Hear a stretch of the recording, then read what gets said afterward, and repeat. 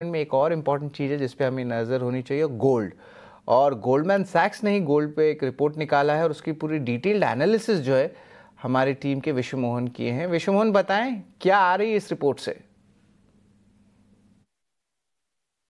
Gold पर Goldman सैक्स की जो रिपोर्ट आई है वो काफ़ी चौंकाने वाली है। गोल्डमैन सैक्स ने कहा कि रिस्क ज़्यादा बढ़ने पर गोल्ड का भाव कॉमेक्स पर $5,000 के पार भी निकल सकता है। $5,000 को अगर रुपए में आप कन्वर्ट करते हैं, अगर रुपए का लेवल आप 88 के आसपास का लेते हैं तो 1,55,000 रुपये बैठता है। यानी गोल्ड का भाव अगले साल 1,55,000 तक जाने की भी संभावनाएं बन रही है। वो ऐसा तब होगा अगर यूएस फेड की, वहाँ के सेंट्रल बैंक की अगर क्रेडिबिलिटी पर दाव लगती है तो डेफिनेटली $5,000 तक जा सकता है, ऐसा गोल्डमैन सैक्स दिग्गज इन्वेस्टमेंट बैंकिंग कंपनी का कहना है।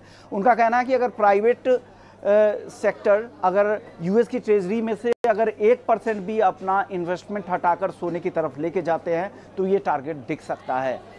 अगले साल के मध्य तक नॉर्मल के सिनेरियो में भी गोल्डमैन सैक्स को लगता है कि मौजूदा माहौल को देखते हुए भी $4,000 तक जाने की गोल्ड की संभावनाएं बन रही है। 2026 के मध्य के लिए अगर रिस्क बढ़ते हैं तो 4500 टारगेट और रिस्क ज़्यादा बढ़ने पर यहाँ पर $5,000 तक के टारगेट भी दिखते हैं।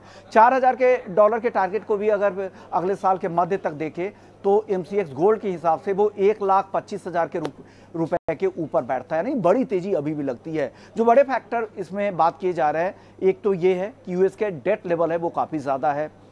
यूएस फेडरल रिजर्व की आज़ादी को लेकर स्वतंत्रता पर सवाल उठाया जा रहा है। ट्रंप जिस तरह से लगातार फेड अधिकारियों पर दबाव बना रहे हैं, उससे लगता है कि उनकी ऑटोनॉमी खतरे में है। तो ये सारी चिंताएं हैं। इसके अलावा फेड की तरफ से जिस तरह से संकेत दिए गए हैं कि ब्याज दरों में कटौती होगी और आगे भी ये कटौती जारी रह सकती है।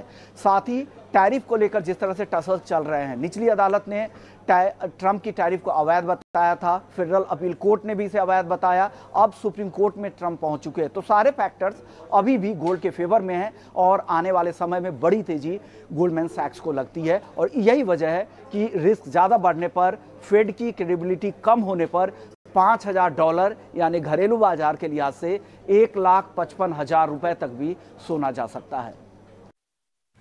जी बिल्कुल। तो गोल्डमैन सैक्स अभी भी बुलिश है गोल्ड को लेके, यानी कि रैली अभी थमने वाली नहीं है। और जिस तरह सेंट्रल बैंक्स ग्लोबली जो है गोल्ड खरीद रहे हैं और यूएस के जो टी बिल्स हैं वो वहाँ पे अपने एक्सपोजर कम कर रहे हैं, तो गोल्ड की जो है रैली के जो पॉइंट्स हैं वो वैलिड ज़रूर हैं। लेकिन चलिए